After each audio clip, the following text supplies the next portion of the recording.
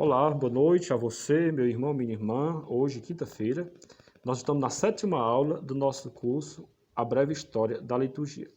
Eu sempre, quando acolho a todos com alegria, Deus abençoe cada um de vocês. Eu, Padre Raimundo, em nome da minha paróquia, de João 23 e da Pastoral da Comunicação, acolho você para a nossa aula. Nosso desejo é que você vá construindo ao longo dessas aulas esta consideração histórica, este desenvolvimento histórico da Santa Liturgia. Então, o que nós conversamos? Vou recapitular. A estruturação da liturgia romana pura, do século IV ao século VIII, toda aquela conjectura político e religiosa do Império Romano, que foi, né, o propício à liberdade dos cristãos e a construção de uma liturgia chamada liturgia romana pura ou liturgia romana clássica. Depois mostrei que do século IX ao século XIV,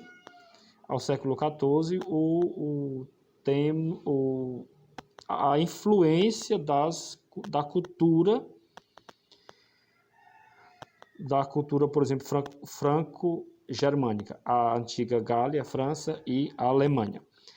E estas influências que eu encontro dos rituais romanos com estas culturas provocado pela liturgia. O mais interessante é que, com as peregrinações romanas, ou os próprios imperadores que frequentavam o culto em Roma, eles começam a levar para as suas terras os rituais, as organizações, os ordos ou os sacramentários romanos e passam a modificá-los a partir do espírito da liturgia, tanto da França, né, a antiga Gália, a liturgia galicana, como também da Alemanha, chamada de germânica. E depois, como que estes rituais voltaram à liturgia romana. Então, vocês lembram que na aula anterior eu falei que a reforma, por exemplo, de Gregório VII, em 1903, foi tentativa de devolver à liturgia aquele espírito da liturgia romana. Mas, na verdade, o que acabou acontecendo foi uma liturgia híbrida, que eu chamei na apostila de liturgia romano-franco-germânica. Então, nós temos uma liturgia romana, mas com uma roupagem, por exemplo, galicana e germânica. Vou citar um exemplo. O aspecto da consciência de pecado, onde se pede perdão muitas vezes na missa. Isso é próprio da liturgia piedosa da antiga Gália, a França. Ou, por exemplo, as orações na liturgia serem ditas à pessoa de Jesus Cristo. O que na liturgia romana clássica, as orações só se dirigiam ao Pai e não ao Filho. Aí nós temos, por exemplo, a oração da paz, que foi uma herança desta liturgia. Ou nós temos a influência do pieguismo francês, que por muitas e muitas vezes pede perdão na missa.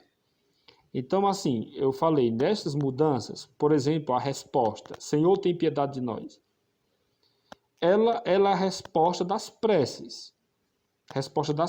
Quando as preces desapareceram da missa, esta resposta veio para o começo da missa. Então, por exemplo, se transformou em ato penitencial. E a oração universal ou as preces passou a ser feita só uma vez por ano. Na sexta-feira da Paixão, que o diácono diz a oração universal, né? Aquelas 12 orações da oração universal, que é papel do diácono. Como as preces da missa é papel do diácono. Com o desaparecimento das preces, ficando só a resposta, Senhor, tem piedade, transformada em ato penitencial, desapareceu a função do diácono fazer as preces na missa. Então, o diácono até hoje, quando é sexta-feira da Paixão, faz a oração universal. Mas nas missas normais, geralmente os leigos fazem as orações, as preces, e o papel do diácono ficou assim um pouco, meio que perdido. Para você ver o deslocamento das coisas, aquilo que era prece, oração universal, como se acabaram as preces na missa, veio para o começo da missa. Então, o começo da missa passou-se a ter um ato penitencial. Ou, por exemplo, também a consciência de pecado, onde se diz, Cordeiro de Deus que traz o pecado do mundo, tem piedade de nós. Ou, por exemplo, a introdução de um hino do século II, que é o Glória, que por 2 vezes diz, Cordeiro de Deus que tirais o pecado do mundo, tende piedade de nós. Acolhei a nossa súplica. Então nós temos para pedir perdão no ato penitencial, na absolvição, no glória, nós temos no Cordeiro de Deus, tem piedade de nós de novo, e antes de comungar, ainda a gente diz que não é digno de que entreis na morada, mas dizer uma palavra sereis salvo. Olhe tanto de vezes que pede perdão na missa. Isso foi influência da liturgia galicana que exportou para lá os rituais romanos, mas achava os rituais romanos muito secos. Então foram enriquecendo com piedade, piedade, e se transformou assim. De tal modo que o movimento de volta para a liturgia romana, para Roma, desses rituais, já vieram rituais totalmente transformados. Por exemplo, o ritual romano-germânico. E depois a reforma de Gregório VII e Inocêncio III não acrescentou nada mais. O que tornou foi a liturgia mais enrijecida na pessoa do padre. E a liturgia, a missa, passar a ser coisa do padre e não coisa da comunidade ou o aspecto da comunidade cristã. Portanto, aquilo que eu falei na aula anterior, qual é a liturgia do outono da Idade Média? É uma liturgia fechada, sem aspecto comunitário, é uma liturgia da pessoa do padre. Na Alta Idade Média, no século XIII, XIV e XV, isso vai se tornar bem pior quando, a partir da reforma da Cúria Romana, nós vamos ter o primeiro exemplar do Missal Pleno. O Missal Pleno feito pela Cúria Romana ou o Missal segundo a Cúria Romana. Então nós temos 2 livros. Acabaram-se todos os livros dos ministérios, por exemplo, livro do diácono, livro do cantor, que era o antifonário, livro do leitor, que é o lecionário, o livro do padre é o missal. Foi junto tudo no livro chamado Missal Pleno, ou Missal da Cúria. A liturgia das horas, que é 4 volumes, foram resumidos tudo pelo Papa na liturgia do breviário da Cúria Romana e entregue a cargo dos franciscanos por causa da missão deles. Então, ao invés de carregar 4 livros, os volumes da liturgia das horas, carregava só um, que é chamado o breviário da Cúria Romana, popularizado por causa dos franciscanos.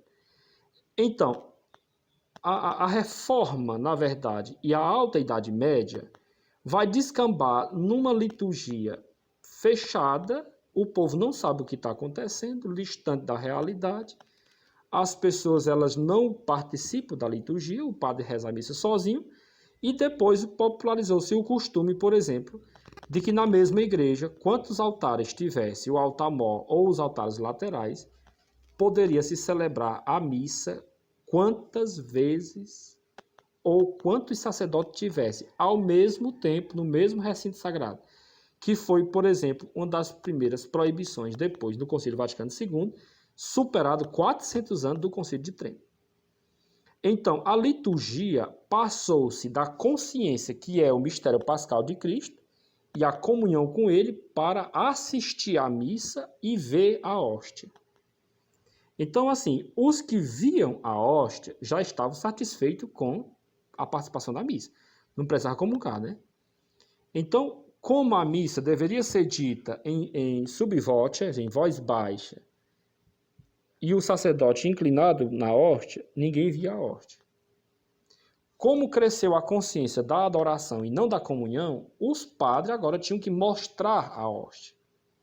Então, fiz aquela famosa imagem da hóstia acima da cabeça do padre. O que se conta dos exageros que foi colhido por Trento, na reforma do Concílio de Trento, depois do surto protestante da Alemanha, que tinha padre que chegava a botar a hóstia na cabeça, nos cabelos, para quem estava de trás poder ver. Então, assim, não vamos achar que estava tudo perfeito. O que Trento fez foi tentar corrigir a bagaceira que estava por trás. A desmoralização do clero, a falta de fé, uma liturgia que não serve para nada.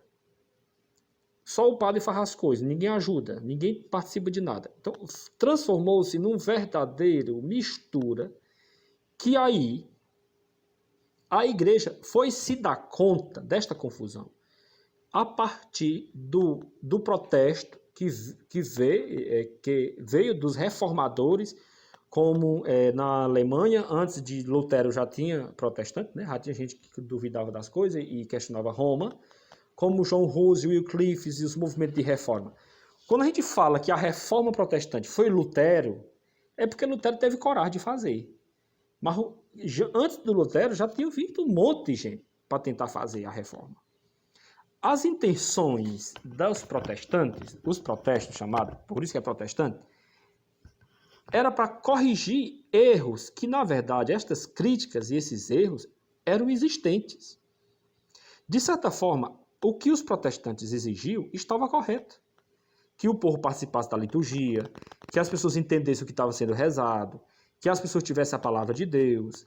Agora, a maneira como Lutero arrumou de fazer isso não foi permanecendo na igreja, foi saindo dela, né? Então, assim, a desvantagem de tudo que Lutero disse, apesar de ter sido coisas boas e relevantes no seu tempo, mas ele não teve a comunhão de permanecer na igreja. Porque, por exemplo, Francisco de Assis foi um dos maiores reformadores da igreja, mas Francisco de Assis reformou a igreja sem sair de dentro dela. Outros santos, como Catarina de Sena, que fez até o Papa voltar da França para assumir o papado em Roma, reformaram a igreja sem sair de dentro dela.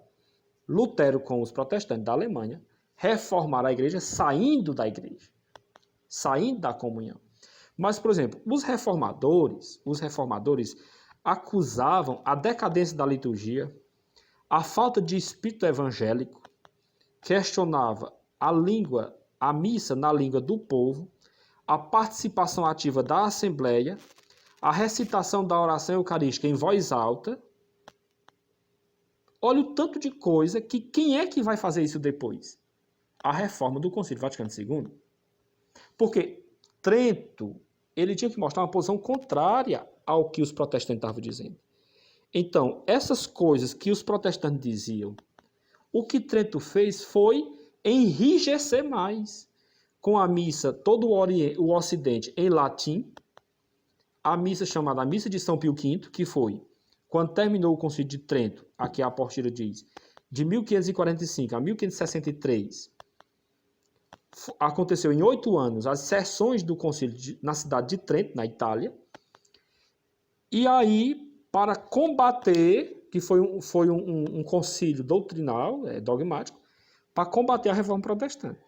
Ora, Lutero tinha feito a reforma protestante de 1517 a 1530. De 1530, que ele conquistou a metade da Alemanha e os príncipes alemães, a igreja só foi convocar um concílio em 1545. Então, a Contra-Reforma, ou o Concílio Tridentino, está de 1545 a 1563. Então, vamos recapitular. A igreja, nossa igreja, reunida em Trento, não se abriu ao que os protestantes estavam dizendo. Na verdade, foi contra. Então, se Lutero dizia que na hóstia e no vinho não está Jesus Cristo, a igreja diz está. Presença real de Cristo na Eucaristia é a seção do Concílio de Trento que fala da Eucaristia. E diz assim, Cristo está presente no pão e no vinho, e quem disser o contrário, anátema est, seja excomungado. Quando eu li o Concílio de Trento, no tempo do seminário, é a cor mais fácil de ler o Concílio de Trento. Só é condenação. Os sacramentos são 7. Quem disser que é mais, seja excomungado. Cristo batiza verdadeiramente quando o Padre batiza, em nome do Pai, do Filho e do Espírito Santo. Quem disser o contrário, anátema est, seja excomungado. Cristo está presente na Eucaristia, substancialmente em corpo e alma e divindade. Quem disser o contrário, seja excomungado. Porque era um concílio que precisava bater de frente com a teologia protestante. Então, como Lutero só deixou o batismo e o casamento, que é sacramento que não precisa ser o ministro ordenado, pode ser o leigo, né, para celebrar o casamento ou o batismo, que se estiver morrendo, qualquer pessoa pode batizar. Lutero questionou os sacramentos que dependiam do ministro ordenado e da autoridade da igreja. Por exemplo, a transmissão do poder do Espírito Santo na crisma, que é o bispo, e na ordenação, que é o bispo.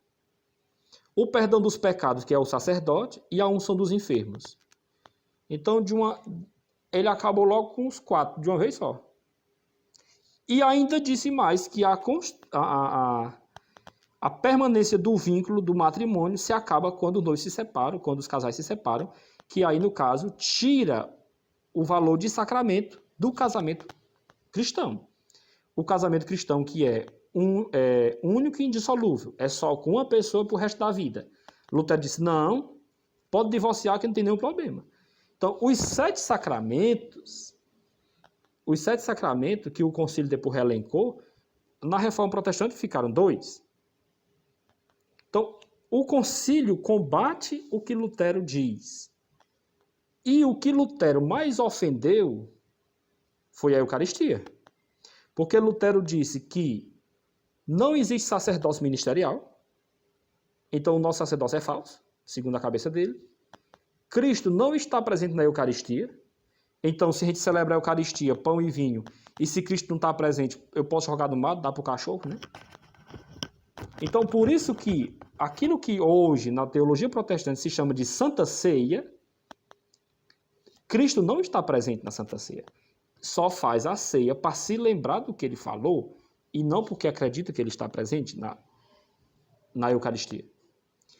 Então, aquilo que a igreja tinha chamado de transubstanciação, doutrina bem pregada por Tomás de Aquino, na Suma Teológica, o protestantismo acabou com isso. Então, você veja, aqui diz assim, os abusos litúrgicos, que quando os bispos decidiram fazer o concílio de Trento em 1545, nós temos duas realidades. Nós temos, por um lado, a Reforma Protestante, que botou em xeque a igreja, o sacerdócio ministerial, a Eucaristia, o batismo, o casamento, a pertença à igreja, o valor do batismo, o valor da crisma, que Lutero chamava de macaquice. Então, com este surto da Alemanha protestante, mas não tem só isso, e as reivindicações protestantes, tem também o outro lado da moeda, que era a falta de organização litúrgica que desde o século VIII que vinha se arrastando a liturgia romana franco-germânica. Então, os verdadeiros abusos na liturgia, a razão pelo qual a igreja enxergou os abusos da liturgia foi por causa da Reforma Protestante. Então, a Reforma Protestante ela serviu também para dar uma certa... abrir os olhos da igreja para os abusos, né? Então, por exemplo, acabou-se a mentalidade da liturgia, da Assembleia Litúrgica. Particularmente, a missa é do padre e a multiplicidade de missas votivas e pelos defuntos, até de domingo, o que não pode se celebrar a missa pelos defuntos domingo. Várias missas celebradas simultaneamente no mesmo espaço sagrado.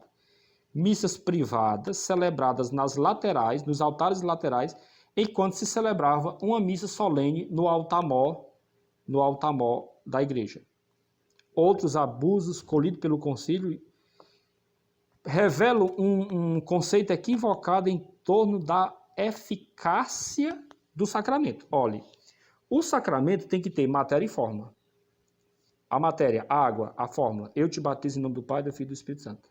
O problema é que, como se enfeitou muito a liturgia, as pessoas duvidavam da validade dos sacramentos. Então, aqui, por exemplo, diz o Concílio de Trento, quando colheu os abusos.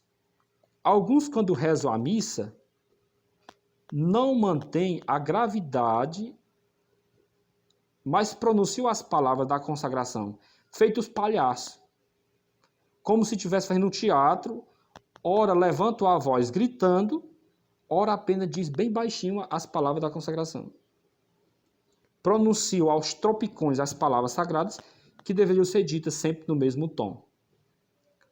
Outros, ao rezar a missa, quando chegam às palavras da consagração, aproximam a boca tão perto da hóstia e do cálice, como se fosse quase que transpassar para dentro do cálice. Aquela imagem bem assim, o padrezinho, né? Quase caindo por dentro do cálice. Como se lançasse alento sobre eles, dizem aos poucos cada uma das palavras da consagração e ainda fazem, porque não pode fazer com as mãos, porque estão ocupadas, o sinal da cruz com a cabeça, não sei quantas vezes. Já pensou uma missa dessa? Então, virou uma palhaçada. ou tudo que rima para o culto é exorcizado. Tudo. Então, esse espírito da coisa. Porque, para não dizer que o concílio de Trento só foi convocado por causa dos protestantes. Não. Existia abusos também na nossa liturgia católica. E que até os reformadores tinham razões por causa destas palhaçadas. Então, por exemplo, os gestos. Tinha gente que achava que quanto mais gesticulasse, quanto mais fizesse drama, mais o sacramento tinha valor. Então, as palavras da consagração devem ser ditas de maneira simples sobre a hóstia e o vinho no cálice, mas não precisa fazer tanto marabalismo. Né? Então, outros abusos litúrgicos manifestam o sentido mágico dos ritos, por exemplo, os exageros que se ganhou a procissão de Corpus Christi. As pessoas nem iam para a missa nem comungavam, mas a exposição pública da hóstia se transformou numa coisa assim espetaculosa. Alguns fazem sobre a hóstia consagrada mais cruzes do que o estabelecido. Então, aqui diz assim, outros, depois da consagração, pegam com as duas mãos a hóstia e mantêm a cabeça inclinada e levanta até a nuca, tocando muitas vezes até os cabelos, com um perigo grave de corromper a hóstia santa. Nas procissões de Corpus Christi, que são verdadeiras festas profanas, se enfeitou as ruas com ornamento ou pinturas lascivas, nada digna do espetáculo para receber a Eucaristia. E, inclusive, às vezes, pelas ruas, fazem bailes, danças, festas e representações profanas por causa da procissão de Corpus Christi. Dá para imaginar como é que é essa procissão? Então, quem está dizendo isso é o Concílio de Trento, não é Padre Raimundo José. Então, ganhou muita divulgação, estes enfeites. E aí, lá se vem a obra de Trento, para tentar dar uma arrumada. Dizer assim, Padre Raimundo, arrumou um pouquinho, porque primeiro agora endureceu. Então, para você rezar a missa de São Pio V, que o concílio terminou em 1563, o missal pleno de São Pio V estava pronto em 1570. Você imagine, você que está assistindo essa aula. 1570, 1670, 1770, 1870, 1970. Então, somente em 1970, depois do Concílio Vaticano II, que terminou em 65, e Paulo VI publicou os livros litúrgicos em 70, nosso missal atual em 70, e o catecumenato, e o diaconato permanente, a ordenação. Meus amigos, foram 500 anos. 500 anos a missa foi rezada do jeitinho que Trento mandou rezar, que é a famosa missa tridentina ou a missa de São Pio V. Foram 500 anos. Então você imagine como é que um rito subsistiu 500 anos. Nós estamos na segunda edição do missal romano que foi reformado por Paulo VI. 1570 e 1992 é o nosso missal da segunda edição. Estão preparando a terceira edição. Como é que um missal, no raio de 50 anos, já tem 3 edições? E o missal de Pio V em 500 anos só teve 2. Uma reformada por São Pio X. Então, quando eu digo que a obra de Trento ela foi importante, porque, na verdade, ela enrijeceu mais a liturgia e quem quisesse agora ser padre tinha que passar o seminário todinho só para aprender a rezar a missa. Porque a missa tridentina não é fácil. Ela é verso oriente, ela é toda no latim, o padre é o leitor. Ela é algo bem fechado, bem pesado. A chamada antimissa, que o padre se confessa não sei quantas vezes no pé do altar. Então, hoje existe na igreja quase assim um grito, um clamor para voltar para a missa de Pio V, né? Você já ouviu isso aí, né? Mas vai voltar para ver como é que é fácil, você vai fazer uma missa de Pio V.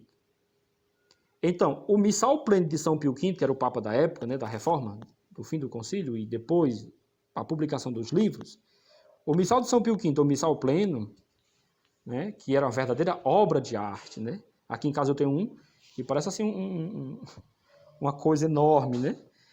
Belíssimo, porque tem todas as missas, todas as leituras, todos os evangelhos, todas as antífonas. Todos os livros litúrgicos foram resumidos num só, o missal de São Pio V. Então, dizer assim, ó, O concílio, em 1563, gente, a confusão de guerra, conflito, o concílio tridentino, ele não foi concluído, ele foi acabado assim. Dizem a história que teve bispo que nas últimas sessões nem foi mais, abandonou, outros tinham morrido, e aí os últimos decretos do concílio ficaram meio que a desejar. Como não foram concluídos, quem foi que teve que depois terminar de fazer foi o pobre do Papa, né? Sobrou para o Papa fazer o que o concílio não tinha terminado. Infelizmente, Trento falou da Eucaristia e da liturgia de maneira repartida. Se você vai ler o Concílio de Trento, as sessões que trataram da liturgia, elas são separadas. Por exemplo, a presença real, 3 sessões, em capítulos diferentes, não sequenciados. A presença real de Jesus na Eucaristia, para combater os protestantes, está na sessão 13. A comunhão está na sessão 21. E o sacrifício da missa está na sessão 22. Então, no começo do concílio, para poder calar a boca dos protestantes, foi falado da presença real de Jesus, mas só no fim do concílio, na sessão 21 e 22, é que vai tratar da liturgia. Porque a mentalidade de Trento, a liturgia é um sacrifício. Por isso que o padre, ele quase que ele repete a encenação do Calvário. Então o sacerdote, aquela roupa dele, ele carrega o manípulo aqui na mão, né, uma estolinha aqui, ó. Além da do pescoço, tem um aqui. Aquele manípulo significa o pano que Jesus secou o suor dele. Então, tudo tem um significado. Desde a sacristia, desde lavar as mãos, desde botar o amido, desde vestir a alva, o símbolo, a estola atravessada no peito, a capa, a casula, o barrete, o manípulo, as luvas, os véus. Você percebe que na missa de Pio V, o sacerdote vem na procissão da entrada, ele já traz na mão o cálice. O véu do cálice, o véu do cálice e a mão do padre em cima do véu do cálice.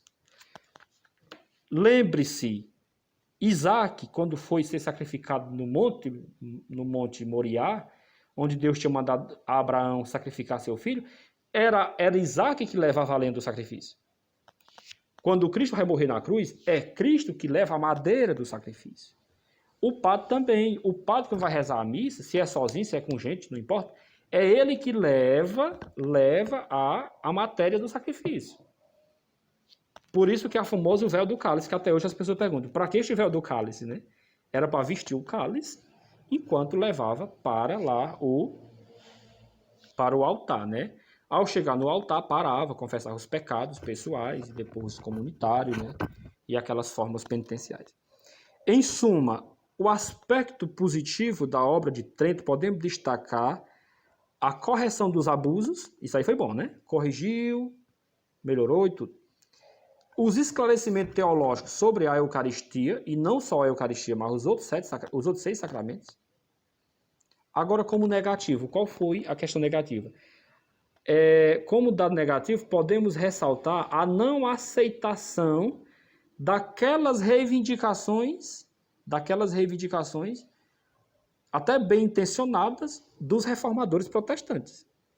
A participação dos fiéis, tudo isso, né? Portanto, não era que os protestantes tivessem todo errado.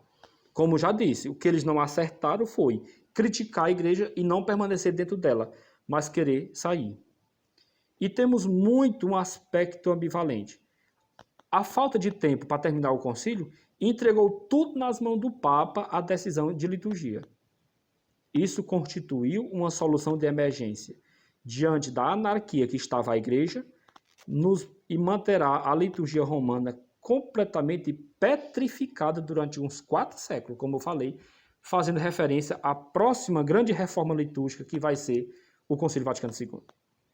Então, por exemplo, na mão do Papa Pio V ficou o livro litúrgico, o Papa publicou o Breviário Romano, em 1568, o Missal Romano, o Missal Pleno, em 1570, Clemente VII, depois de Pio V, publicou o Pontifical Romano, até hoje o livro do bispo, o Cerimonial dos Bispos, em 1600, Paulo V publicou o Ritual Romano,